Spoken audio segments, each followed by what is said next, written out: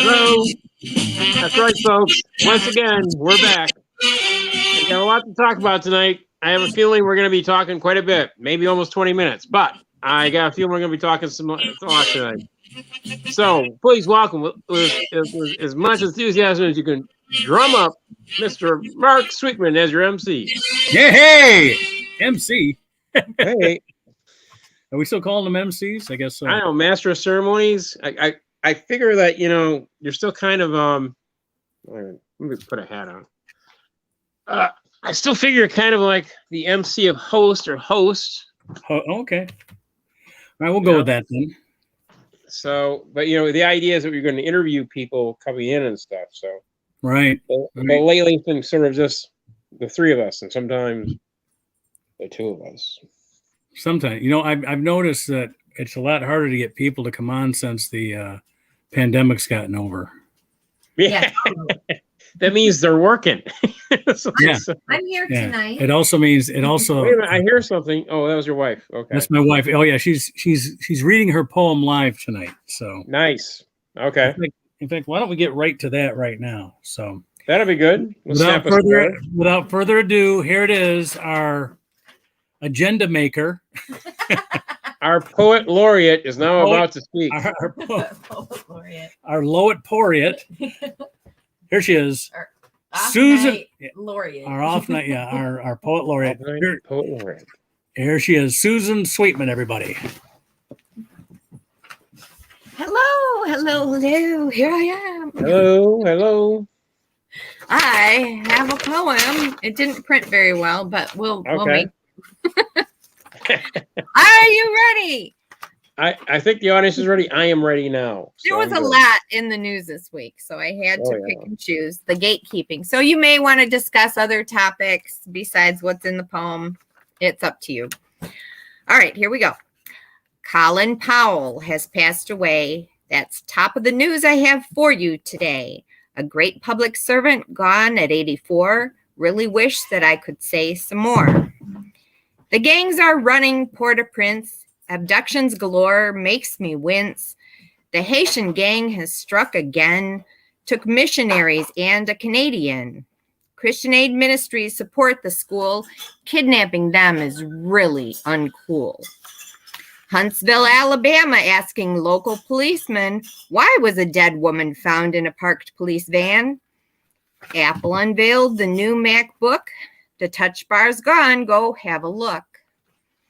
Afghanistan girls can keep going to school, but only till 12 because the Taliban's cruel. There's a diesel shortage, Al Jazeera reports. For this fuel crisis, I have no retorts.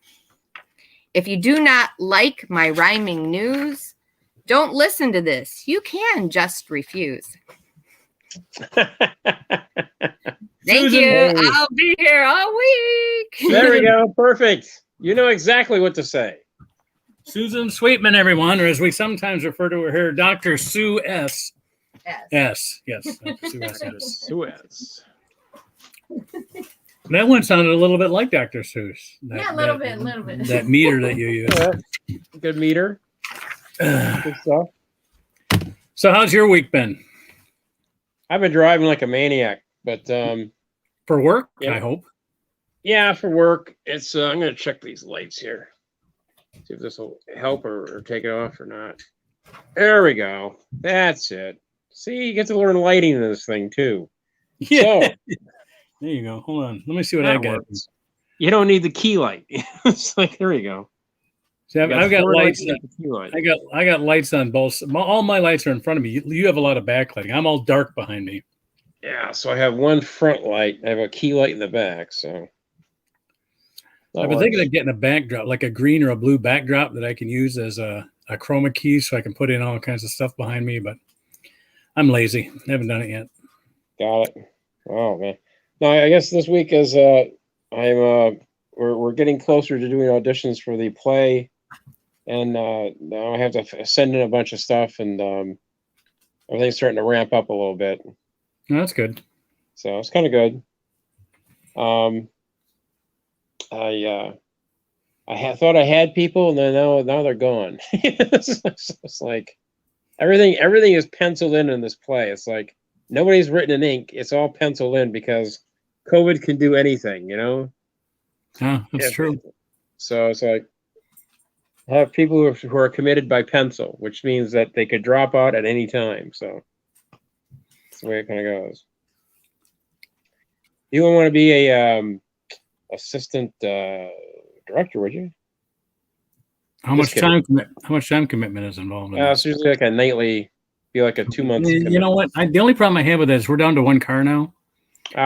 So we kind of it's worked out great because all of my kids work within a half a mile of our house. We live in a very good, I mean, it's hard to believe that there is no commercial or industrial in my neighborhood. I say a half mile, I should say a mile and a half, for about 3/4 of a mile. What is your street corner? 6 Mile in Gulfview. Okay. If you ever come up, I need to learn the Detroit area. If you ever come up, I'm sure you get called to that area a lot because there's a lot of hotels at 6 and 275 that serve the airport. Oh yeah, yeah. So I'm getting more familiar with the airport, more familiar with that area, and then I'm always fascinated how far people go to get work. Isn't that something? And that is so. Yeah, it's like I'm on LinkedIn and Indeed and some of those other job sites, and every once in a while I'll get a job offer. It'll be like Sterling Heights. I go, no, that's a long way to go. And it's a brutal way to go too. It's like there's not really anything direct to go up. No, there isn't. And I once had a job offer out there, and I almost accepted it until I got another one in Brighton. And Brighton, even though it was just as far, I'm going against traffic. The sun is behind me. You know what I mean? It's exactly. Like the sun's behind me in the morning, and then when I'm coming home at night, the sun's behind me again. Meanwhile, you see the pile up of traffic going into town. It's crazy. Oh yeah, yeah. It's stay away from the traffic the best you can. I mean, and it was a 24-minute ride, but it's one that they could have tested an autonomous car on, because I think once they got the white lines painted, my car could have driven itself. So well, it's just a straight line, man. For yeah, the most part, it's a straight line. Exactly. There's no having to go in and out. Having to, Yeah, I know what you're talking about. Whoever designed the access to the expressway in Detroit really had a death wish. It's like you got no chance. You got to speed up, and you just barely get a chance to look over your shoulder to see if you got any space. Because everything's kind of hidden. And you're on your way down, like going fast like a maniac, but there's no length to sort of kind of ease into it. All right, now, if you're just getting to know Detroit, I'm gonna give you the most notorious exit in Detroit. Are you ready? This is for you and our viewers as a special treat. In fact, I've often thought about putting bleachers there and selling tickets for how bad this exit is. It's the exit on the southbound or inbound Lodge Freeway. And the exit is right after the Davison curve. It's called Elmhurst. It's the Elmhurst Street exit. Now, there's no Elmhurst Street exit northbound. I think the northbound exit is Webb Street. But you come off of there, and of course, everyone's driving 70 miles an hour, and you hit a curve that many people don't hit. In other words, they don't hit the curve, they hit the curb. And yes, I've always thought about it'd be a great place to put up cameras or bleachers or sell tickets because I've never seen anybody go over it, but you just see the tire tracks going off the road all the time. Yeah, it's going to be one of the worst. Yeah, it's like the hairpin turn, and you just got no opportunity for it. Another bad one was the I-94 in Gratiot eastbound exit. Off of 94. That's that giant circle. They fixed that a little bit. They've the last couple of years they've been repairing that. I think it's like there are some monuments to the architectural ego of the roads. I mean, it's like, why did you go up like 3 levels? It's like, did you really have to do that? I mean, really, did you have to build this monument to humanity I mean, it's like you're riding a roller coaster half the time. You know, if you break down in one of those things, you are just screwed. You can't get up. I guess I'm used to them. I'm used to the country, man. It's like, hey, you know, I was like, I had to laugh because this kid, I drove him all the way from Royal Oak to just about like off of was it Groesbeck Road and 14, and his home road was called Bittersweet. Like, that was the name of the street? Bittersweet Road. You must have a constant variety of humor with that. Yeah, no kidding. So where are you going? Where's your life going? Bittersweet. You know, it's like, there we go. I can only imagine his autobiography started with, "It was the best of times. It was the worst of times." Yes. How do you like living in Bittersweet? Sometimes I like it. Sometimes not. Sometimes not. Sometimes not. But my parents were wealthy, but divorced. There you go. I never wanted to take a girl home to meet my folks. Not when you live on Bittersweet Lane. Not when you live on Bittersweet. No. No, the guy who write. He's probably going to write many country and western songs to it. You know. Yeah, no kidding. All right, so are you wagering on any of the playoff games, the baseball playoff games? You know, not lately. I haven't wagered on the playoff games because it's like it becomes more difficult because then you actually have to know who's gonna hit a ball, you know, or who is this. It becomes more about your actual knowledge of the game than about just statistics, you know. Yeah, and they don't, and the payoff's not as big. Yahoo Sports has a deal with MGM Sportsbook, and to publicize their thing, they have a parlay every Sunday, and it's like, you know, if you get the 9 bets, you win $2,000. Yeah, or the share of it, but it's again. I was 7 for 7 until the last.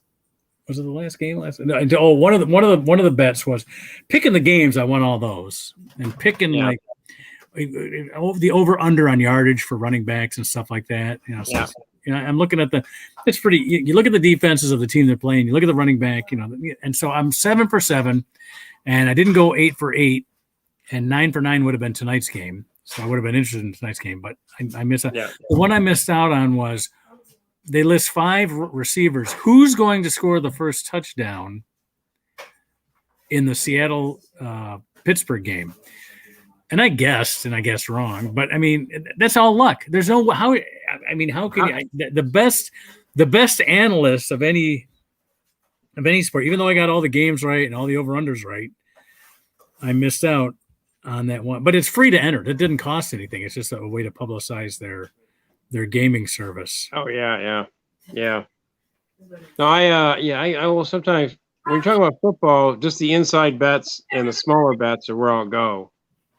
You know, like who's going to score first, and you try and pick 2 guys you think are going to do it. Put money on them. See, that's the thing. I don't like those. Those are really pure chance. I mean, you're not going to pick a guy that's on the bench, and that's obvious. No. But I mean, there's 6 receivers for both teams that, you know. But you check the game before. Who does he always go to? You know, who does he always go to? Yeah, that's true. It's like, you know, like in the Super Bowl, I got money for picking Grobsky for the last throw and for the first throw. Oh, good call. Because he's always throwing to him, and and it's always like on it may not be for a long run, but for at least if he needs 10 yards, he's always shooting for Gutowski, and they're always like, it's never a long throw into the infield or into the. Have you been watching any of the Rams games since Stafford moved out there? Oh yeah, he's just brilliant. It's fun to watch because It's amazing what you can do when you have a defense that doesn't make you come from behind every game. Yeah. Or when you actually have time. Yeah. Well, another amazing thing. This guy, his favorite target is Kupp, Kupp. Yeah. I never heard of him before this season. But he's making him look like a Hall of Famer, like Calvin Johnson. So Calvin Johnson was good, but maybe Matthew Stafford had something to do with that. Because the guy is the guy that he's throwing to now, nobody ever heard of until Matthew Stafford started throwing to him. And the guy we got for Stafford, the coach was just chewing him out after the game. Oh, yeah. Well, the interesting thing is, he came from the LA Rams, so they switched him over. So sort of like he's actually getting better. Maybe not this last game, but he's actually showing improvement, like scrambling, throwing, and hitting people on the run. He's getting better at scrambling. Exactly. Everybody should trade their player to. Maybe we should get quarterbacks on loan. So we want to toughen this guy up a little bit. Let's give him to the Lions for a year, and then we'll take him back. Exactly. That's why Stafford's doing so well. He had to throw in 2 seconds. He was running the moment he got the ball. He was hitting him. He was hitting on the run. You take him out to LA with all the protection now.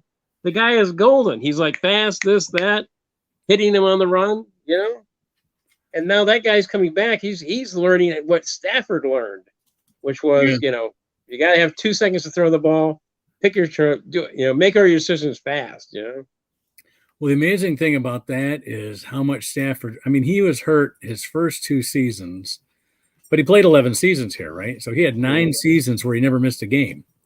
Yeah. That's just amazing for as much as he got hit and stuff. Yeah. And it's like, I think if he wins a Super Bowl, I think he's in the Hall of Fame. Oh yeah. Well, are you going to watch? You're going to watch the game next week against the Lions? Rams against the Lions. I haven't seen a Lions game in so long. It's just why? Because I start pulling for them, and why should I torture myself like that? True. It's like watching the Lions is like seeing an old girlfriend at a restaurant with her new beau. Yeah. and just watching. They don't see you, but you see them across the room, and you're watching them playing kissy face and footsie, and that's what watching the Lions is like. Got it. It's just painful. Sort of like Exactly. I feel good for her, but Yeah. Because I still care, but I just it's torture to watch. Yeah, there you go. I think you're correct on that one. But I don't know if I can watch the Rams versus the Lions because I'd be pulling for both sides. It's kind of hard to, you want to. Here's the hard part for me. I don't have a team. A lot of people I know have gone to other teams. I have friends that are a lot of friends that are Packers fans, and I have friends that are 49er fans and Rams fans and Saints fans. I just can't. I haven't really attached myself to another team. Michigan State, I'm pretty. Yeah. In fact, I'm pulling for Michigan. I used to be a Michigan fan. I've kind of soured on them like I have the Lions. They haven't won anything in so long. But Michigan State isn't supposed to be good, and they are. Yeah. And I'm pulling for Michigan against Northwestern though because I want them to be undefeated when they play each other in a couple of weeks. So. No, they're right. They're going against 2 undefeated Michigan teams against each other. When was the last time they were undefeated when they played each other? It's got to be a long time. I think it was like in the 60s. I think it was a game in the 60s. And that's where's our researcher? Where's our researcher? Right here. I got Siri right here. We'll take care of. It's actually Google. We all have Google. Got it. Exactly. Hold on. I'm going to ask again. Here we go. When was the last time Michigan and Michigan State were undefeated when they played each other? 2010. They were both 5-0. Wow. I thought it was further back. 2010. Kirk Cousins. Oh, wow. Quarterback for Satan. Denard Robinson was the quarterback for the Wolverines. The state won that one, didn't they? They did. They won 34-17. Wow. Doubled them up. I think the game I remember most was the one where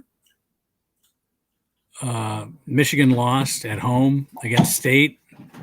Yeah. And all they had to do was punt the ball away, and it was. Yeah, and they fumbled it. State got it. The reason I remember it was because I was working the Ann Arbor Showcase that night. What an ugly crowd they became. Oh, completely. They were happy, then they went completely negative. Exactly. Everybody was, and then they come to. Oh, I know. We'll go to the club to cheer us up. Yeah, that's right. It didn't work. It didn't happen. It didn't work because all the guys in the club were talking about how bad the game went. It's like there we go. Exactly. Yeah, I just can't. I know, man. It's just I remember that game. That was pretty tough. But there's been a whole series of like really close games that have been phenomenal for just torturing U of M lately. So, but I'm happy for Michigan State. I'm just kind of. I don't know. I just heard on the radio, like I will sometimes listen to Michigan State on 760, and I found out there's going to be a game, like a games radio show, possibly a TV show, featuring the Michigan State team and stuff like this, and they're going to have the coach on a regular basis. I'm kind of like, that's going to be a really hard show to watch. It's like, have you seen his interviews? What the head coach of Michigan State, the football guy? No, why? What's his issue? He is like, he's a wonderful guy, but his interviews are sort of like, oh God, just sort of like, so what do you think of the team? Well, we're working hard, and we're it's just the most deadpan, no excitement, no matter what. The guy is terrified of being on TV or talking to people. So it's like, well, that'll be up to the host. That'll be up to the host to make it interesting. Who's going to host it? It's probably going to be George Blaha. Yeah. Well, I mean, it would be like interviewing an accountant every week. It's like, so what do you think? Statistically, I think we can possibly win next week. But, whatever he's doing is working. Oh yeah, he's a great coach. I'm just kind of like, why do you want to interview the guy? He's terrified about it. Michigan State's got a Heisman Trophy candidate this year too. Yeah, they got two great runners, man. Yeah. Well, the one is a contender for the Heisman, so that'll be interesting. See how it goes. And both Michigan and Michigan State have moved up in the rankings too. So yeah, I think they're 8 and 7 now, something like that. I think Michigan's 7 and Michigan State's 8. Yeah, they'll probably flip flop, or they'll probably. I don't know. Iowa was 2 until they lost to Purdue, and now they're like 11 or something like that. Oh yeah. And Purdue didn't move up into the top 25. You beat the number 2 team and by a lot, and you don't move into the top 25. They must have like 3 losses or something. Yeah. Well, who was the number 2 team? I didn't know. What was the number 2 team? Number 2 team was Iowa until they lost, and now it's Cincinnati. It's Georgia, Cincinnati, and I don't know who else. Oh, Ohio State. Alabama got kicked out of there too. It was like, yeah, Alabama's like down to 7th or something like that, 9th. I don't know. Right, the top 3 I think right now are it's Georgia and Cincinnati for sure are 1 and 2, and I think 3 is Oklahoma, 4 is Ohio State. I think that's where we are. Yeah. But and the thing is, here's the weird thing is when they pick 4 teams for the playoffs to play for the national championship. And when you got these divisions like the SEC and the Big Ten that have all these top 10 teams until the end of October when they start playing each other. And then they beat each other up. And then, and what does that mean? I mean, it means all these, I mean, are they, they're probably still top 10 teams. They're just playing each other. You know what I mean? Yeah. Yeah. So I wish they would figure out if they're going to do playoffs. I think the better thing to do would probably be cut back some games, right? Mm-hmm. And make. I would take the bowls completely out of the playoffs. Yeah, the bowls are for the alumni. Those are so the alumni can go to a warm location and cheer their team against a team they wouldn't normally play, you know? Yeah. They should take the bowls back to what they originally meant, you know. Exactly. East Coast against West, Big Ten versus the Pac-10. Not even that. I don't even. It doesn't even have to be that. I think if you are not one of the, I would expand the playoffs to 16 teams, right? So that you've got 16 down to 8, 8 down to 4, 4 down. So you'd have 4 weeks for the championship. I would start the playoffs right after Thanksgiving because that's when most kids have their college break anyway. Mm-hmm. Right, you have your finals that do it the week after finals, and then have your championship game the week before the pro playoffs start or something. You know what I mean? And then every other team, then, including the teams that are in the playoffs, if they lose, like in the first, let's say you're one of the 8 teams that lose the first week of the playoffs, you're still bowl eligible. You just get asked to a shittier one because you have to go later in the all the invites for the bowl games were sent out. And then do it that way because listen to me. I went to Wayne State. I'm happy when we get to go to Missouri to play in the Division II bowl, so which we've done twice since I became a Tartar, now a Warrior. Got it. Well, it's like, I mean, what is the MAC? It gets to go to the Detroit Bowl. Do they still have the Detroit Bowl? The MAC champion goes to the Motor City Bowl. Like, really? Wait a minute. Unless they get invited to a better bowl. Yeah, it's like, so at least Eastern went down to the Aloha Bowl, whatever it was, somewhere warm temperature, Yeah. Well, if you're good enough to get a better bowl, but at least you know that if you're invited to the Motor City Bowl, you're going to play like an ACC team or a Big Ten. Like one year they played Minnesota, but the thing is, you're playing the Big Ten team that finished 8th. Exactly. What does that mean? I'm still kind of going like, what college kid wants to go and spend like a bowl game trying to fight the weather and salt in the middle of like Michigan and Detroit. I mean, that's not exactly like going to California and going to Lowry's and having a steak. Right. Summer temperatures, bikinis, When my son was at Purdue, Kyle Orton was the quarterback there. And he played pros. He's not as good as the other guy that is going to be a Hall of Famer that just retired from the Saints. Well, Drew Brees was the quarterback before him. But when my son went there, he went there after Drew Brees. And the quarterback when he went there was Kyle Orton. And Kyle Orton led him to 2 bowl games. And one was in Orlando and one was in St. Pete. So we went to those. We were not going to go to the Motor City Bowl. Exactly. I mean, come on. If it's a choice between the Motor City Bowl and the Motel 6 in Fort Lauderdale, I'm taking the Motel 6 Bowl in Fort Lauderdale, even if it's played in the parking lot. But the bowl game should be bowl games. Those are for alumni to get together and have reunions, and that's what that's all about. It's like a homecoming game, but in a warmer climate than where you went to school. Exactly. I think there should be a law against any bowl game above the Mason-Dixon line. That's still too cold for me. I say it's got to be. I say it's got to be South Carolina, Georgia, Mississippi, below that, or out west, Arizona, California. Got it. None of those. Do you really? I mean, Missouri is south of the Mason-Dixon line. Do we really need a St. Louis bowl game? No, we don't need. No, I don't think so. Okay, you're right. Only desert states and Gulf states. San Antonio should have a bowl game. El Paso should have. El Paso does have a bowl game. They have the Sun Bowl. Yeah, isn't that where El Paso? I think El Paso's got one game. Corpus Christi should have one. Corpus Christi should have a bowl. Exactly. Albuquerque, Tucson, Yuma. Give Yuma a bowl game. Give Yuma the 310 to Yuma. There we go. Yeah. New Orleans has a Sugar Bowl. They deserve it.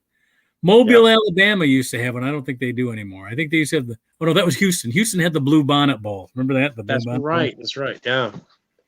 It's so Houston, hard to. You could get lost in Houston. It's 60 miles across, and by the time they get to the stadium, I'm not a fan of getting around in Houston. I'm not a fan myself. It's like having to drive. You could drive for like 2 hours in Houston and not get out of the city limits.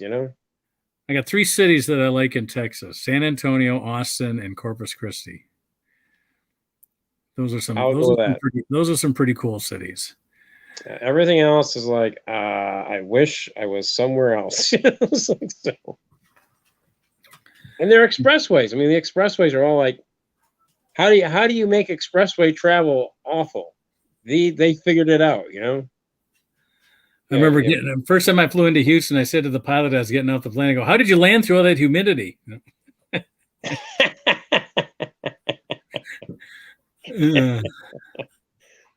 Yeah, we're cutting through the water. There we go. So. Yep. Hey, we're going to have another show from Los Angeles. Did you make the last show from Los? You were on the last show from Los Angeles, right? Oh, I think so. You're going to be in Los Angeles again? Yeah, in November. It'll be the show on November 15th. I'm going to be in Los Angeles. So, are you getting any gigs yet, or not? So, I'm not seeking gigs. I'm not accepting gigs. You're out. What you're saying? I'm not out. It's like the last time I did this. I just, I'm not feeling it. What can I say? It doesn't take Mark Sweetman a lot of spring training to get back into my mid-season form. So I'm not really worried about that. Having trouble, huh? I do show up so that people think I'm still doing it, but I mean, I just I don't want to be out there yet. I don't think it's safe to be out there. I mean, no, I'll agree on that. There's still, to be quite honest with you. I mean, I feel sorry for you. You're a department store Santa. I'm a radio Santa. I mean, that's an easy. Oh yeah. I don't have to worry. Rub it in, man. Rub it in. No, don't have to worry about your beard. I just gotta go ho ho ho. Hi kids, ho ho ho. No ho ho ho ho. How are you? Just have to worry. No worried about the beard. You can be completely bald. Doesn't matter. No kid's gonna pull on your beard. I could wear eyeliner. I could have fake lashes on, So. We could wear a dress if you wanted, but it won't matter because Santa in the dress. It's identify as Mrs. Claus. Oh yeah, and there's no dog that's gonna be chewing on your arm. You know what I'm saying? Yeah. You could actually be in the radio station pretending that a dog is with you, but you don't have the actual dog chewing on you. There you go. I swear to you, my favorite Santas of all time, and I only appreciate it since I became a Santa myself, was the drunk my dad hired for his company Christmas party every year. My dad owned his own business, and he would hire a guy, and the guy was always loaded. And I never really appreciated that guy until I did Santa Claus. But you really haven't done Santa Claus. If you haven't suited up, sat in that seat, talked to those kids, you, my friend, have not finally committed or done Santa Claus. No, one year I did have to suit up because they did it on Facebook Live. Even though it was a radio show, they did a Facebook Live simulcast with it. So I did have to dress up. That was the year I started growing the beard and stuff. Okay. Fortunately, my beard came in white, which is kind of handy, That's handy. You don't have to worry about doing any sort of the plus side of doing it radio. You can actually use makeup. You don't have to bleach your beard. So that's true. Yeah. I'm not in. I didn't get. They're not doing it this year, so I'm not in this year. So got it.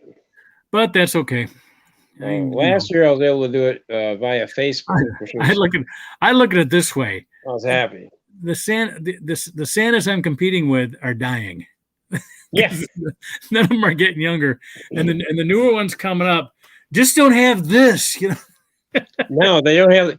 They're trying to get younger guys to do it, and they force them to do the bleach, and it's sort of like, that gets them out of the system already. They're trying to get 40-year-old guys to do Santa Claus now, Well, they need somebody that's not going to fall asleep or get drunk on them. Is what it is. But there we go. Well, it's more intense now than the drinking Santas, So, well, what is your favorite Santa TV show Christmas thing? Mine was the Twilight Zone with Art Carney. No, I'll have to check that one out. It's good. It's a pretty good one. I got Paramount Plus, so they probably got that on there. Yeah, it's I think it's Inherit the Meek is the name of it. Something like that. Meek. Yeah. Well, but he does a great little speech. He plays the drunken Santa. I think you'll like it. So. No, that sounds great. Art Carney is plays Santa Claus. Let me see. My favorite film that's got Santa Claus. I usually don't like them. I did like Tim Allen's his first two. Yeah. You can beat a dead horse though. I mean. And he beat it thoroughly in the third. You know, that was the one with Martin Short, right? Yeah. Yeah. You could have added anybody. You could have done a mad world. Oh, maybe that's what they should have done. It's a mad Santa. Santa world, yeah. That would have been work. But I did like the first one anyway, and the second one was okay. Trying to think of Santa films or TV shows. I can't think of somehow Darren Stevens is coming to mind. Oh, where he had to play Santa during a Bewitched episode. Oh, that's right. Yeah. It's really interesting to see how everything changes in those shows when the Christmas thing comes across. It's always like they're either trying to be very sincere or they're trying to be very humorous. You know, yeah. it's like one of the shows that I liked that did that kind of theme type of thing was the Roseanne Show. Oh yeah. 20 years ago, they always had the family had a tradition of trying to scare the shit out of everybody, and so they would play these. It was like it was almost like an April Fool's where they would do practical joke, but the practical jokes was to scare the shit out of your family members. So, have you seen that new incarnation of that show without Roseanne? Exactly. Yeah, it's still pretty good. It is good. It is good. I really enjoy it. They've had some good writers on that show. Yeah, I mean Goodman's doing really well, and I think that their storylines are actually improving, and some interesting thing they're trying to do. I like sort of following the two girls and how they transition to adulthood. Yeah, yeah, they did a good job, and a lot of those they still have a lot of the same writers from the original show on that. Yeah, yeah, so it's good. Did you ever see the one with Red Skelton, where he did the Valley Forge Christmas episode on Roseanne?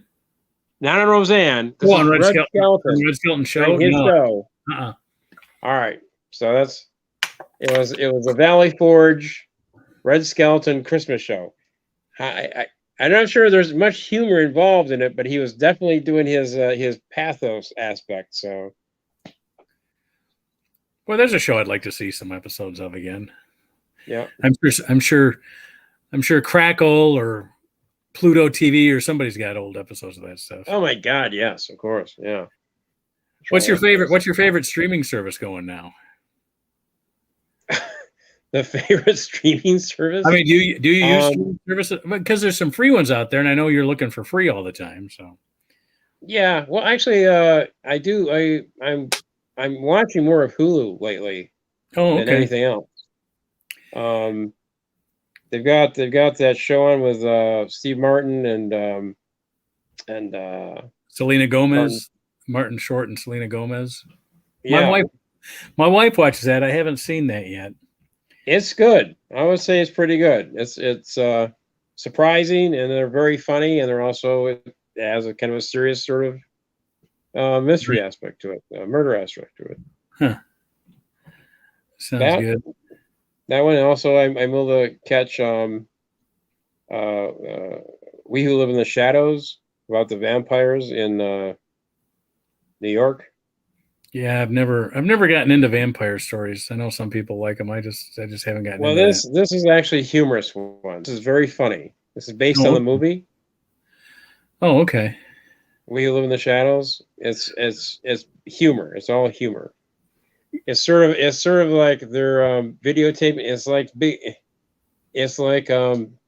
Big Brother show but they're doing vampires. And it's like it's a roommate show, like a people are living together, but they're it's being filmed as though it's a roommate show. No, okay. Like it's Big Brother, like they film it like Big Brother, where they go into the confession room and they tell things that they wouldn't tell in front of everybody. That type of thing. Exactly. There you go. That's it. It's quite funny, but there's also some really good aspects. And there's a character in there that's called the energy vampire. he basically goes in and he just drains you of energy. By just talking to you about aimless, endless things, like I really like. he just drains you of energy. He's got an energy vampire. It's a great concept, hysterical. So, did you ever see the show? I can't think of the name of it now. It was the one with Neil Patrick Harris, where he plays an evil villain. Oh, like a doctor? Yes. I did see that. I saw some of those clips. They turned it into a musical. It was only like about 6 episodes. And they made a musical out of them too, right? Yes. I saw those. Those are great. I love that type of stuff. I mean, I'm looking for that stuff all the time. I just watched the 4th season of Goliath, which I like because they never have more than 8 episodes. And maybe one season they might have had 10. And the episodes are as long as they need to take to tell that part of the story. That's another thing I liked about Breaking Bad. Oh yeah, is that if you need an hour and 15 minutes, take an hour and 15 minutes. If you only need 50, take 50. That's the episodes are. There's no commercials. Nobody's worried about how long everything is. And if you've got, and the thing I like about Goliath, it's with Billy Bob Thornton, and he plays a drunk attorney who has basically built and ruined law firms in his wake along the way, but he always wins in the TV show anyway. And but when you're developing a story like that, and it's going to be 8 episodes, you can divide that up like you do a play or a novel or something, where you know where everything is going to happen, where the reveals are going to be. I mean, so many of these series are like, Mrs. Maisel, I'm sure did not know they were going to have 4 seasons when they first started doing that show, because it definitely went in directions that they decided to go after the season was over. Whereas with this Goliath, about the attorney, they have 1 case for the season and that's it. Yeah. And so they don't have to worry about, how something is there's no cliffhanger because everything gets wrapped up, Breaking Bad, they went from 1 season to the next. They're still going to be selling meth, Yeah. And when it comes right into it, Yeah. Well, the fun part about it is, it was interesting, is like, if you talk to Gillian about his whole concept, he had in his mind it would be 5 seasons. But he said he was writing it out like a Shakespearean play. Yeah. And Shakespeare pretty much has 5 acts. Well, I liked Ozark too. Did you ever see Ozark? Love Ozark. Love Jason Bateman. If they don't do another one, it ended perfectly, where that attorney gets nailed at the end. That was a perfect ending for that. And everybody, what happens to them? Who cares? Same thing that happened to Tony Soprano. You don't know. It's up. You don't know. It's like you don't need to know. That's just the end of the story. There's no more to that story. Assume that they just keep going on doing what they're doing. Yeah, all he was doing was changing money, and now it's like he's just working for another guy, and it's sort of like we're basically in this. It's like there's no getting out, is what he's basically learned, Right. I got an idea for a story that like that kind of a plot thing, but what it would be is union members who are not really auto workers or truckers or anything, but they're like, union members from 75, 80 years ago when they were heavies, when they were like, basically mobsters. And that's how mob got a hold of union money, was, through a lot of these affiliations. But they get drawn back into politics because there are so many people that they have to lean on who won't take the vaccination, or what they do is they need to lean heavy on these people that want to take voting rights away and stuff like that. It's sort of like my wet dream of a liberal hitman, basically. So you're basically trying to get 4 Jimmy Hoffa characters to come back. And sort of like, that would be what would be great about that is if we actually did have Jimmy Hoffa in. That's going to be part of the story. Jimmy Hoffa didn't die. He just comes back and he's 95. Exactly. It's like, I wish the open. I can see the opening scene now. It's like, well, they're cutting our legs off again, Jimmy. I know. We can't get these kids to join the union. We can't get them to figure out that the union is helping for them. What are we going to do? I mean, we just can't get it done.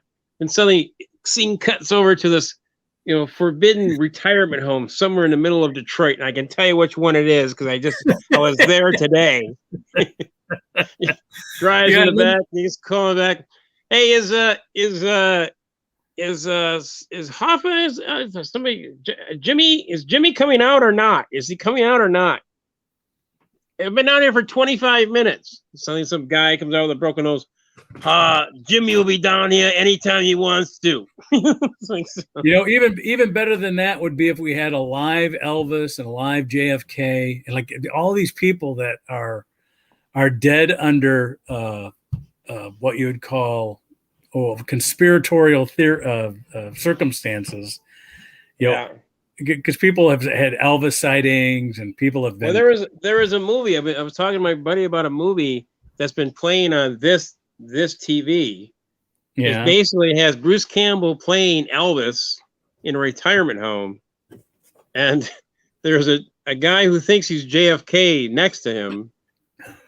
But the whole story is basically that there is a ancient Egyptian god robbing the souls of the people in the retirement home. Oh, I've seen that.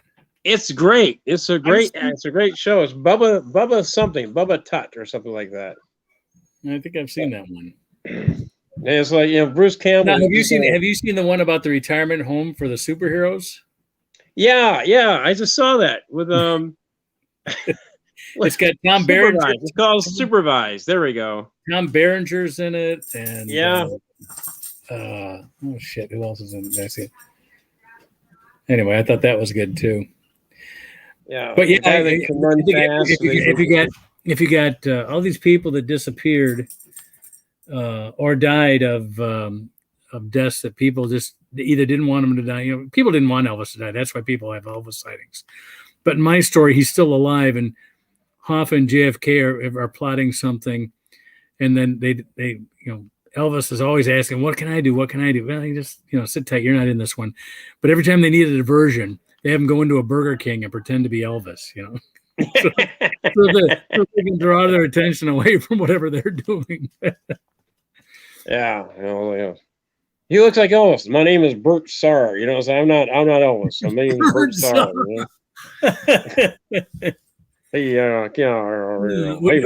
We'd have to have an ancient Marilyn Monroe. Yeah. I mean, Marilyn. Well, she'd be over. And they're all in this retirement home. Shit, how old would Marilyn Monroe be now? They'd all have to be really. Maybe we'd have to make it a period piece, like back in the 70s or something. Oh yeah, like when they were. It would be during the Reagan administration, because Reagan would know them. Yes. Yeah. Oh, and he'd call upon them whenever there was he'd have to have. And we'd never have an actor playing doing Reagan. In other words, you'd never see his face. You'd only see the back of his head with the slick down hair. And anytime you'd talk, you'd see the back of his head kind of bobble and move. That's right. Well, we need you now. We need you now. You have to serve your country now. So. And then Jack Kennedy kind of going, I will never serve it again. I'm tired of. I got a hole in my head. What do you mean? No, wouldn't he be that? He wouldn't be dead. I mean, the idea, the premise of the story was all these things were these people were taken out to protect you. But the public doesn't know this. Only the viewer knows this. The public doesn't. The viewer of the show knows that Elvis and Jimmy Hoffa and John Kennedy, they were all taken out because they could protect us from behind the scenes. That'd be their superhero-ness. The superhero powers, yeah. Got it. So we got Marilyn Monroe, JFK, Jimmy Hoffa. Who else? Elvis. Who else would have died? Oh, the rock stars. You got to have Jim Morrison, Janis Joplin, and Jimmy Hendrix. And then there got to be you got to have a scene. John Lennon, of course. Who? John Lennon. Oh yeah, John Lennon. Well, that would be a great scene where they go, "Oh, who could we get to do this? Well, let's get John Lennon. Well, he's still alive. Sure, he's still alive. We could take the agency can take care of that. Be like a secret agency that's a great idea for a show. Yeah, there you go. Kurt Cobain. Yeah, remember? Well, yeah, he was. Yeah, he was. Yeah, it was during the he was during Bush's administration. Bush administration, yeah. Actually, he might have actually been Clinton. Come to think of it, it's a great idea for a show. You could actually have Johnson. You know. Well, who else? I mean, Anwar Sadat. Not really dead. Not really dead. Yeah. And the whole agency was started, like back in the 40s and 50s by Mahatma Gandhi. Our original mission was peace, but once he really died, not the fake death that we staged to give him to start this thing. Mm-hmm. It could be both hilarious and macabre. There you go. Or it could be what? Who would else? It might almost be like a Winston Churchill thing, Yeah, Winston Churchill died of natural causes. Everybody's got to be taken out to join the agency, Got it. I like your John Lennon one. That's a good one. Trying to think if they're just people that gone too soon. That could be the name of the show. Gone too soon, or something like that. Gone too soon. Well, John Kennedy Jr. That's a good one. John Kennedy Jr. That is a good one. Yeah, like that. Or we could have like an episode where they thought they had an idea for George Wallace, so they have him shot, but then they realize, oh shit, no, he'd be horrible. Let's patch him up and get him better. Let's make him paralyzed. Larry Flint, Larry Flint, the same thing. Could we use Larry Flint? Oh, too late. We already shot him. Oh, we'll save him now, man. All right. Well, we'll do the best we can. That'd be funny. But you'd have George Wallace and Larry Flint would know everything about. They'd be the inside. They'd be the inside guys who'd give you all kinds of information. Yeah. Oh God, I'm loving this more all the time. The more people we can add to it, the better. Oh yeah. God, it could basically kind of like the journalist that drowned backing her car up when she was drunk. Jessica Savage. You could have Jessica Savage. Jessica Savage. There we go. What a great idea. Oh, wait, would you call it like the Shady Rest Retirement Home or something like that, or? No, I don't know what I'd call it, but the idea would be that it's an agency that is so secret that they have to remain dead. Yes. The retirees. They can't be seen alive. In fact, we could make it that Larry Flint and George Wallace were having a hard time understanding after they took him out, they're having a hard time understanding the concept. So they had to make him paralyzed. that was sort of the threat, It's kind of like, all right, you like that. Well, there's a lot of other things you couldn't have. Well, this is a very dark humor. This is very good. It's very dark. Oh, like we haven't seen dark humor in these days. Come on. Oh yeah. Oh well, yeah. Martin Luther King and Malcolm X. perfect. Bobby Kennedy. Bobby Kennedy, yeah. Exactly. Marvin Gaye. Got it. Yes. Shot and killed. Yeah. They're all in this retirement thing. It's just called the retirement. That's it. Yeah. Mommy's actually letting me come. How about anti-social security? I don't know. Social security. Oh yeah. No, there is some government name for retirement. Not Social Security, but it's the what is it called? The dole. You could call it the dole. The dole. Like on the dole. On the dole, you know. Something like that. What, sweetie? Hi. I'm on my show. You want to say hi? I'm your daughter. I get to interrupt. Oh, come on. Come on. No. You got to say hi. You got to come on camera and say hi. All right. All right. That was my daughter. I got it. My last one. She did her The first last one out.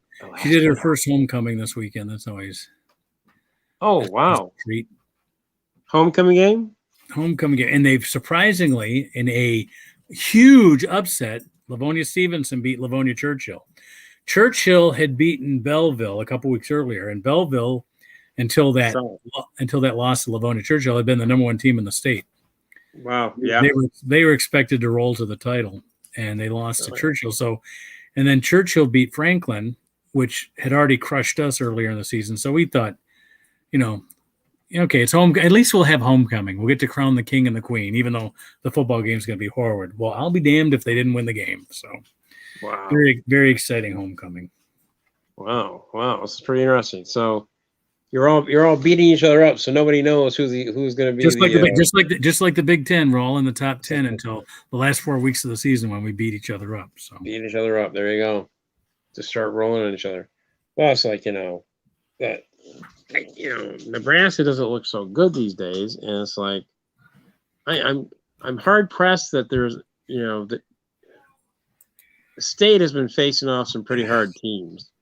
Here's the thing about Nebraska has lost to top 10 teams in the last minute of games. I mean, they're just not playing the whole game. It's like watching the Lions again. Yeah. It's like watching your old girlfriend dating another guy. I don't think that's the best analogy. There's another analogy that might work here, Come here. Keys. Let's see. But I'm gonna pitch that story idea to Gary though. Oh, Gary? Oh yeah, that's right. Yeah, it might work. It's a good premise. Pretty good idea. Something you want to tell me? How is Gary doing? Gary's fine. I mean, Gary's got a good. He and Steve Billnitzer, they have the greatest jobs in the world. They write scripts and they doctor scripts, and they don't always get credit for stuff, but they get a paycheck. And really, isn't that what working is all about? Yeah.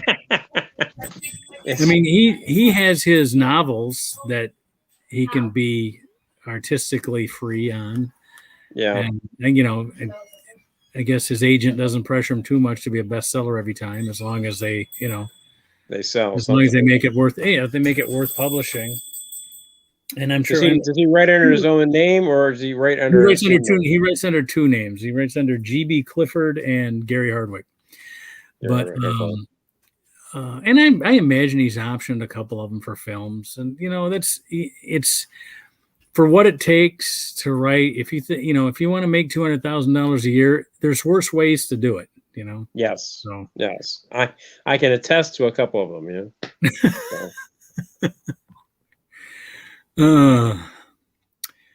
Anyway, we're at an hour, and we don't have any other people here. We can go on with other stuff if you want to.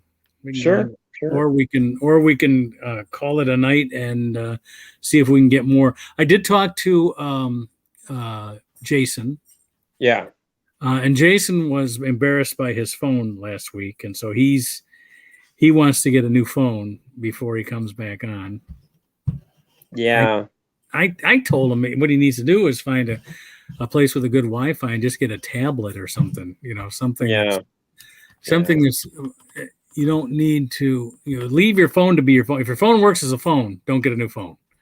Because if you're just doing it for the show, tablets are a lot. You can get a tablet for $50. Yeah. And, what I mean? And then you save your phone for being a phone. And I talked to Kathy said she wasn't going to make it because she's got her Democratic Club meeting tonight. Oh, gotcha. Yeah. How's Sam doing? Sam's white blood cell count is high. And I'm a little bit concerned. I'll probably call him tomorrow, but we texted back and forth just before the show. I said, "You gonna be on the show?" And he says, "Yeah, but my my white blood cell count is high, so I'm having a hard time staying awake." So that he didn't show up means he probably fell asleep. Probably asleep, yeah. But if he needs to sleep, he needs to sleep. And I'd rather have him alive off the show than have him die on it. So, I agree.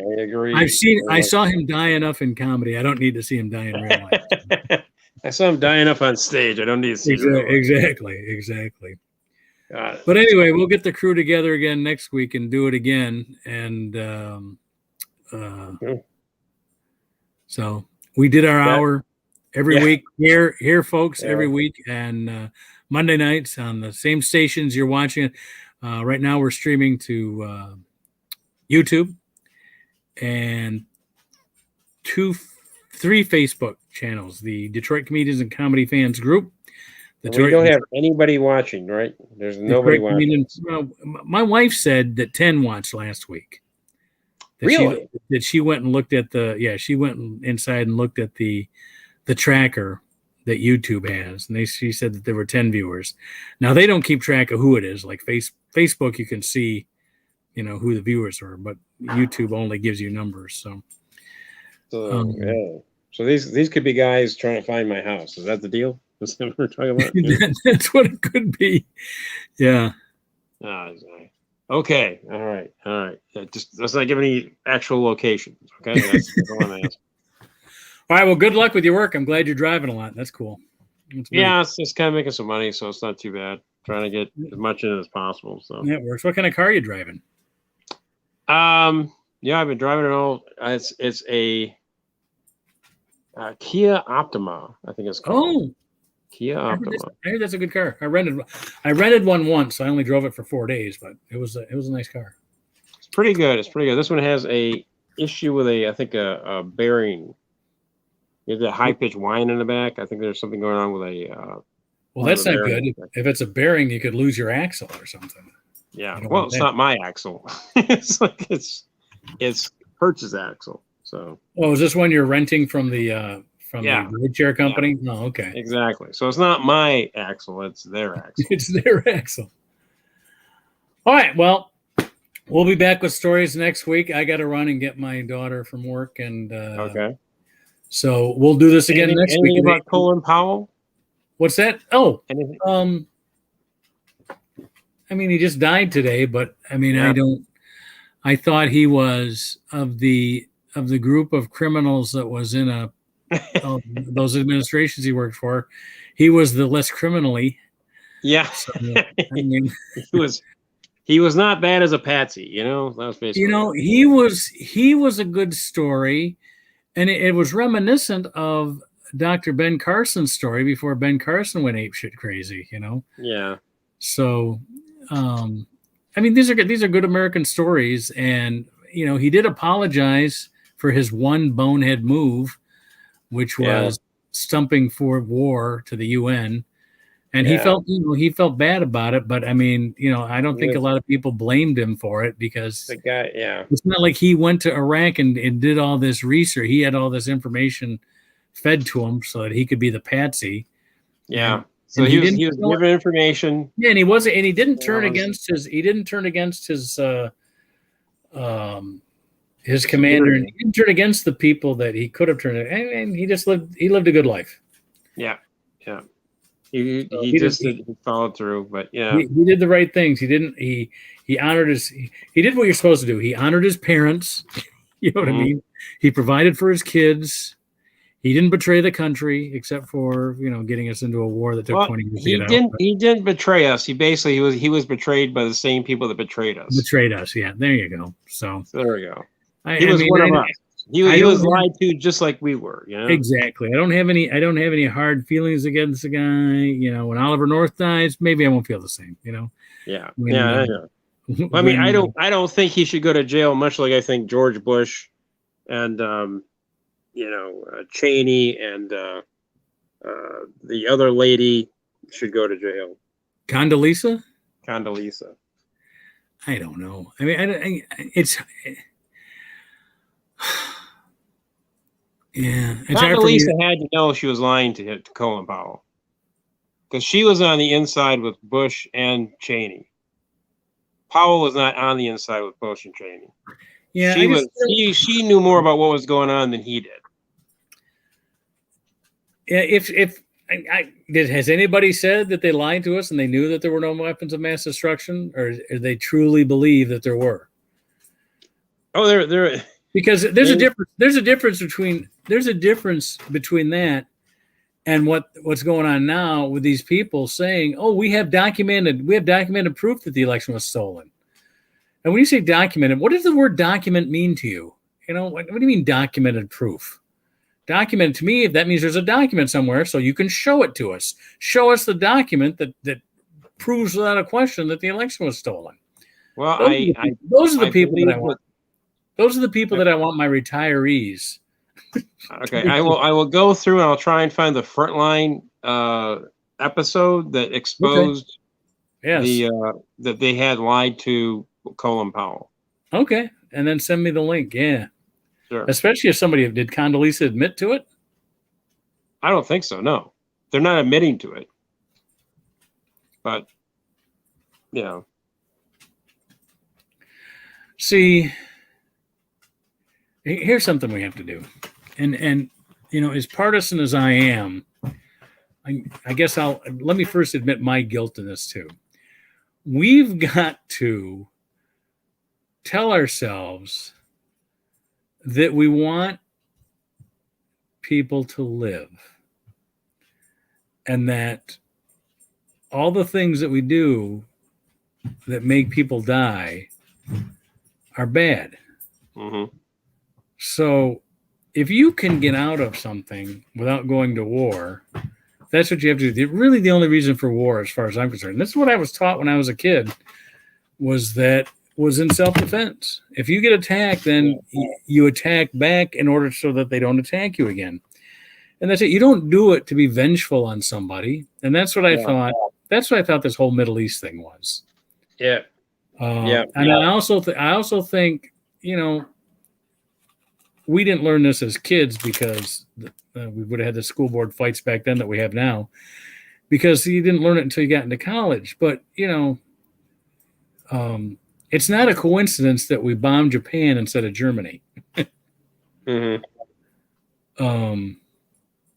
And so there's just got to be a better way. So anymore, when I get into let's call it a row, when I get into a disagreement with somebody who wants to call me a socialist, which doesn't bother me, but communist does. Yeah. And the people that call you socialists don't know the difference between socialists and communists.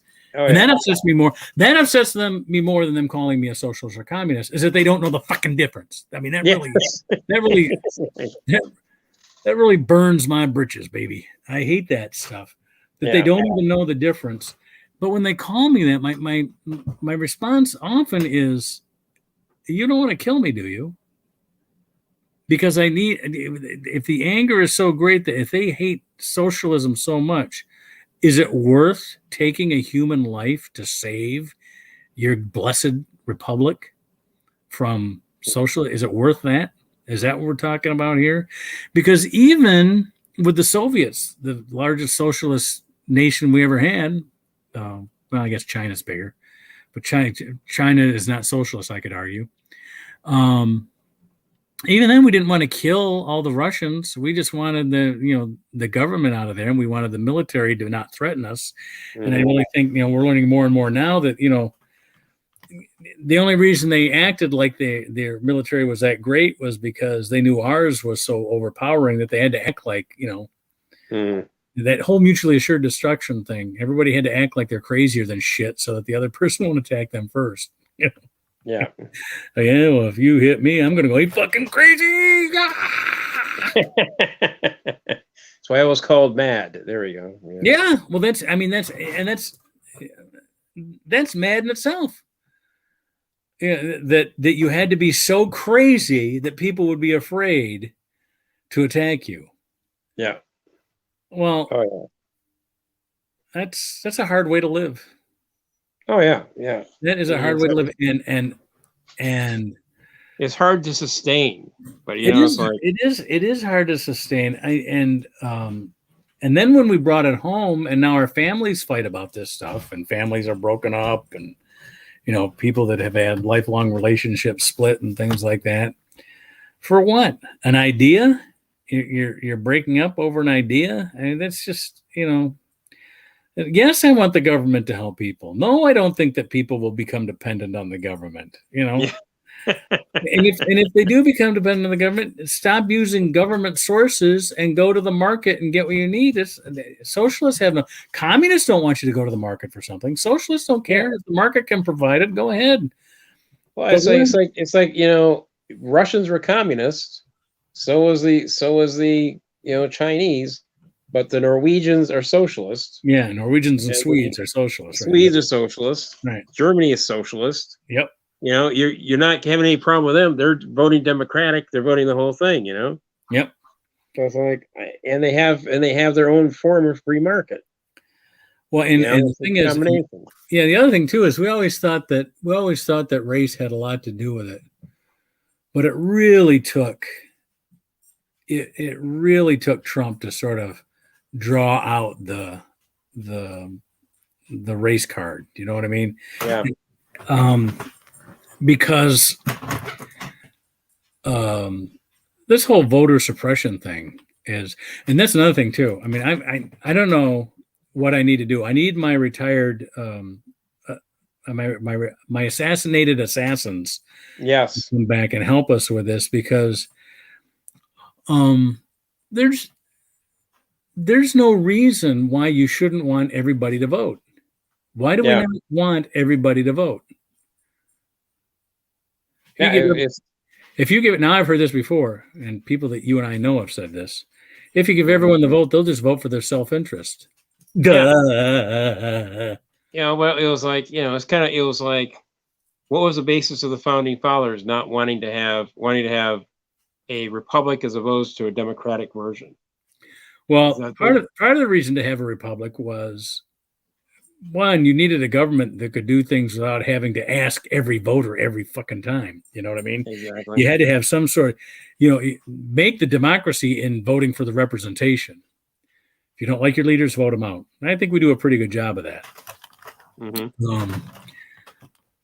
But the whole idea that somebody is not worthy of the vote, or somebody's not worthy of something that they haven't proven has anything more to do with where they were born, or, Well, I mean, when we started, it was basically the only citizenship was men with land. It wasn't like. Well, we improved upon that. I don't have any problem. I don't have any problem with non-landowners voting. Some people still do. You talk to some people that I know, they're upset because the 20th Amendment allowed us to vote for senators instead of letting the state legislators appoint the senators.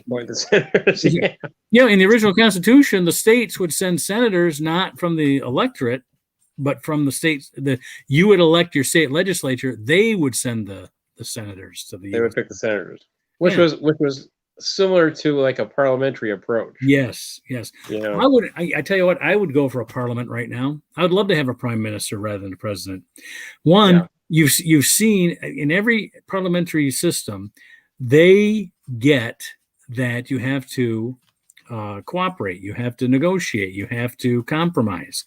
Mm-hmm. But that doesn't mean your transportation department goes down, your defense department. They still operate while you're forming these new governments. Yeah. It's just that who's going to be the new boss, and the old bosses stay in charge until then. Yeah. It wasn't until Trump, firing his defense secretary after he loses the election, or his attorney general. Holy crap, Yeah. That stuff. So, yeah. That wouldn't happen in a parliamentarian government because the parliament controls the administration, and they elect a prime minister who then is the administrator of this administration. Well, it was also the basis of having the civil service be separate from any political organization. Is it the civil service? Yeah, everything is so political. And Reagan, Trump tried to eliminate the civil service because he wanted to appoint people politically. He wanted political appointments and all this stuff. So, and I think, I like the parliamentary system because you can have people vote for what they want. If you want to be a green guy, you can be a green guy. If you want to be a that's an all fascist, you can be an all fascist. But you have to negotiate. If you're a green, or if you're a libertarian, or if you're a fascist, or if you're whatever it is that you're socialist, communist, whatever you are. Yeah. I mean, the Communist Party would come back because then the Communist Party could say, all right, hey, we won 0.3% of the vote. Not that much, but if we coalesce with the socialists and the Greens, we can affect this. You negotiate for how we're going to get those people in. I like that. And then somebody else says, that just makes it political. Duh. That's politics. Duh. Oh no, we'd much rather have your opponents finding pictures of you getting drunk with a teenage girl. We'd much rather have that, Yeah. That's then the argument where the idea is you're throwing away your vote. You're not throwing away your vote if you're voting for a Green Party. You're not throwing away your vote. Exactly. You're basically putting your vote where you want. You feel okay about it, and they're going to negotiate what they can for your viewpoint. Yep. So let's see. So what are we going to do? We're going to do away with. Let's see. In Michigan. Oh, here's another thing in Michigan I want to do away with. Have you heard the stop the sign, not signing the Michigan registration? These things that Governor Whitmer has vetoed, these voting laws, right? Yeah. Now what they're doing is they're sending out a petition, and the petition is if they get enough signatures to get this on the ballot, the legislature can then circumvent that and then pass a law that stating what the petition says without the governor's signature. Yeah. And so it's not like the people get to vote on it. It's just the people that sign the petition. So if you only need 4% of the people to sign the petition, that means 4% of the people are going to decide on a law that the governor had vetoed. Yeah. No, I agree with you. I agree. It's way wrong with that. It's definitely a bad thing. But that was manipulated under the previous administration. They came up with that, didn't they? No. Did they do that? There was some similar thing that they brought up about the petitions. What they did was, no, this wasn't that. What they did was the right to work is what you're thinking of, the right to work legislation, that the state of Michigan voters got it on the petition and voted against it. Yeah. And so then the lame duck, when Snyder got his lame duck session, he had them vote for this thing that the voters had already turned down. And then he passed that. That's different than this situation. Which is bad enough. I mean, once the voters have decided something, it's not up to you to decide, oh, well, we'll sneak around it by doing it during a lame duck session between, here, we're going to do it. Well, all these people that aren't coming back because we have term limits now. So you're going to get massive lame duck sessions because you're going to have up to a third to a half of your legislature leaving because they're term limited. Well, now they'll vote for it because they have no reason to face the voters again because they can't. Yeah. See that. So this is my whole thing against term limits, is that you can't keep the good people in, and you have no way of getting the good people out. You know what I'm saying? It's like, It's a term limit. You know what the term limit is called? Your vote. That's a term limit. That's a term limit. Yeah. And the other thing too is what the term limits do. What do politicians do after they leave office? They become lobbyists. So we are overrun with lobbyists, and lobbyists end up a lot of these right-wing legislations that are going throughout the Texas, both the abortion, the voter rights one, all these ones that the right are bringing up are all the same. They're all it's a boilerplate. All you do is you fill in your localized names and addresses and phone numbers and things like that, and it's the same thing.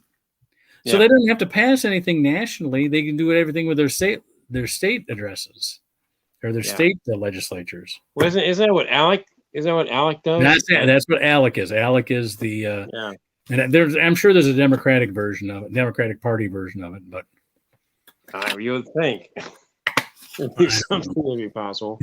They haven't been, the Democrats have not been very good at trying to get their ideas across, to the general public. They really have to start figuring out how to communicate. You know why? Because they're thinkers. I know. And the other side, they're not thinkers, they're feelers. Exactly. And if they feel a way, you can't convince them with proof. I gotcha. That is the literal interpretation. Okay. So you have to understand that. So you have to understand it's all based on emotion. I like Stephen Colbert's line back when he was doing his old right-wing character. Yeah. He was saying, truth has a liberal bias. Truth has a liberal bias. But he was saying that like it's a bad thing. Like truth is not good because it has a liberal bias. Liberal bias. But it was good. And he played that character to the T. Excellent character. It was excellent. We talked too much. What's that? We've almost hit 90 minutes. We're almost there. I'm at 82 right now. 82. Gotcha. So, I'd like to see that changed where you can't get something passed that is veto proof through legislature just because there was a ballot petition that was approved. Well, it's all that type of stuff that the Wisconsin guys did to the governor before he came in. They just went through and just ripped apart half of his ability to be able to do anything once he was elected. And the guy leaving went through and passed all these bills that would basically cut off his nuts to be able to do anything. It was all the legislation. And that's why when I see things in the India Parliament or the British Parliament or any of these, the Turkish Parliament, where you see somebody take off their shoe and beat the shit out of an opponent, and it just makes total sense to me. I mean, it's kind of like I still remember. We're all into this. We're all into this. Everyone's equal and everyone deserves respect. And none of these countries, you disrespect somebody, you're getting the fucking shoe in your head. Exactly. I still love the scene where Bush shows up and the native throws a shoe at him. What I love, the best part about that was he ducks and then he goes on with the press conference. That was my favorite part of that. There's no Secret Service whisking him off. He turns to his part. The prime minister of what country was that? I can't remember what country it was. Was it? I think it was. Was it in Iraq? I think it was in Iraq. I think it was Jordan. Jordan. Okay. All right. So he turns to the prince or whoever he was. I think it was Jordan because I think it was a royal person. He turns to him. Are you okay? All right. Let's keep going on with this. And then they just keep going on. Of course, we played over and over again as the shoe being thrown at him. But you don't see that they finished the press conference. That to me was classy. Classic. Yeah. From a guy that wasn't very classy. Yeah. I don't know. I just really think those guys should be in jail. So what do you know about this? Let's see, what else did my wife have in her sheet here? About this. Oh, Apple unveils a new MacBook. The touch bar is gone. What's the touch bar? I don't have an Apple, so I don't have an App book myself. So we're basically talking about two people. I've been called a Luddite in the last 10 years. More than I care to.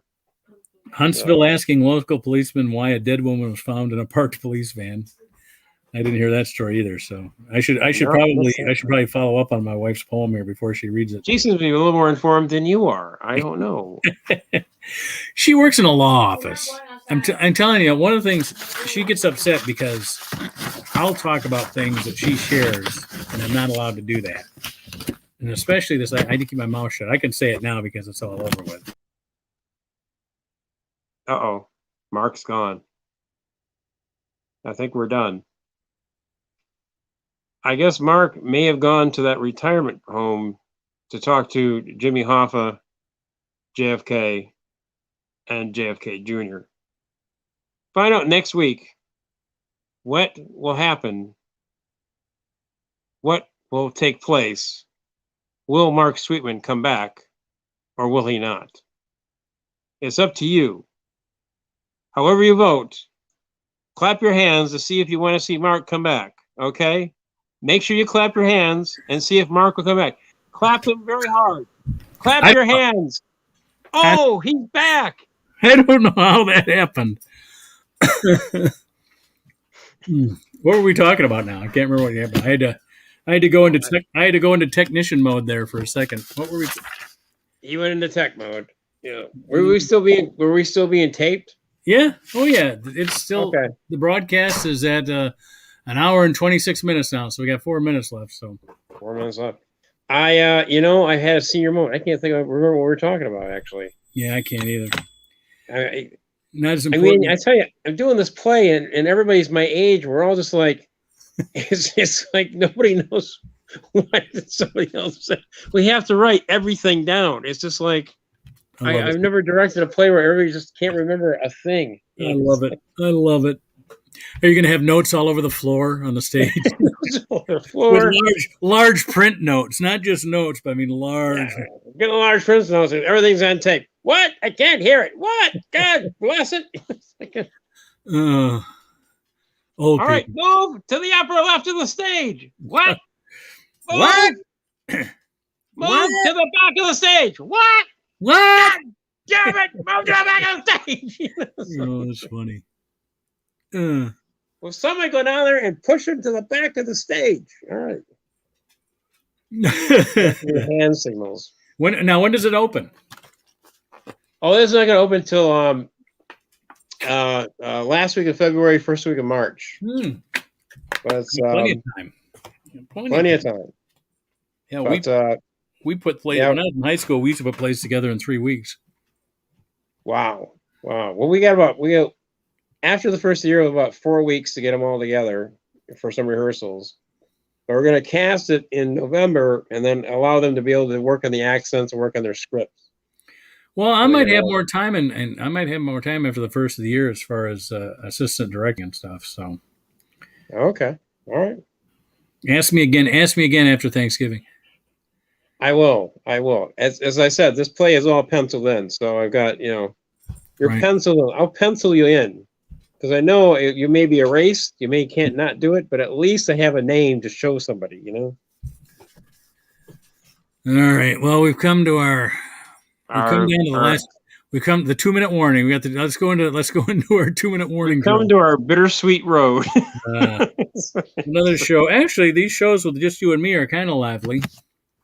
Well, we get the discussion going. That's good. We do get the discussion going, and we're not interrupting each other. Yeah, I can. That's true. That's true. Because there's usually, you know what it is? It's that one bad connection that screws up everybody's reception. You know what I mean? Last week it was Jason. The week before it was Sam. Sometimes it's me. I think I've improved mine though because I've. Yeah. Well, I think if you want to try and make this into more of a interview, guest interview sort of thing, that might actually work pretty well. Oh, so we only have 2 on screen at a time. Yeah, that would work. 2 on screen at a time. I mean, you could still have me hanging out, but right. 2 on screen at a time. So that could work. Yeah, might. Or just have you and Sam on for a while, then you and Lennon on for a while. Sam's a great interviewer. I wouldn't mind us each taking a guest and interviewing him or something like that. It's probably, especially since when we've done that before, he knows who he's brought and I know who I brought. So yeah, before you joined us as the co-host, I would have him on, and whenever I had him on, I'd have him bring somebody to interview. So we could go back to that. Cool. Hey, I got a question for you. Who is the guy who was dressed as he was a comic, he dressed up like a biker.